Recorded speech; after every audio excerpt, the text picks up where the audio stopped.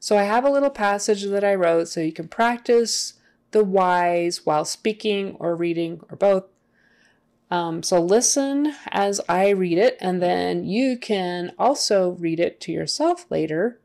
And this will also be good practice for prosody and syllable stress and sentence stress and the flow of a sentence and the rhythm.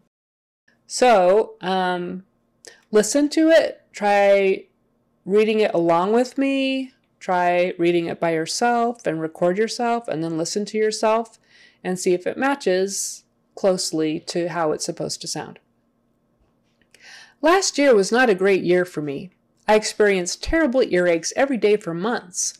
I tried ibuprofen and acetaminophen, but nothing helped. I told my doctor about my ear pain, and he prescribed antibiotics. After 2 weeks of that, my ears still hurt, and I was yearning for some relief. Then I went to see an ear, nose, and throat specialist, who ran some more tests and fixed my problem. This year is going to be much better.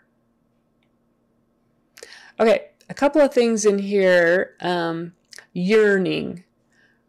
In regular speech, I probably wouldn't use the word yearning. It's more of a flowery, descriptive, literary kind of word that you will read in novels, but most people aren't going to use it in real life, in real conversation. Yearning. But I put it in there because it began with a Y and it had an in it, so it made it kind of a hard word. So I wanted to put it in there for practice. Yearning just means like I'm longing, I'm wanting for relief. I'm dying for some relief. I'm yearning for it. All right, so that was read with more of a entertainment value type of prosody. Now I'm going to just read it as if I'm reading to myself and I don't care if my listener is bored or not. But I will still try to use the proper prosody of standard American English. Last year was not a great year for me. I experienced terrible earaches every day for months. I tried ibuprofen and acetaminophen, but nothing helped. I told my doctor about my ear pain and he prescribed antibiotics. After 2 weeks of that, my ears still hurt and I was yearning for some relief. Then I went to see an ear, nose, and throat specialist who ran some more tests and fixed my problem. This year is going to be much better.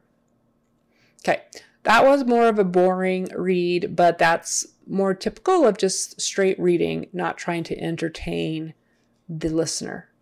The word antibiotics, I don't think I say that the same way twice. Antibiotics, antibiotics, antibiotics. In real life, words like that sometimes get all smushed together. Antibiotics, antibiotics.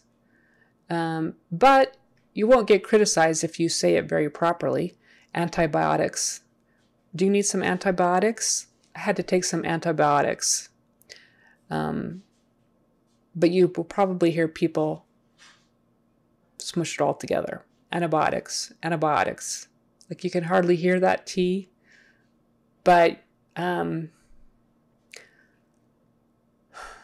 won't get criticized for not pronouncing the T, but to be on the safe side, pronounce all your sounds. Antibiotics, antibiotics. Okay. I'll do another video on that T thing later.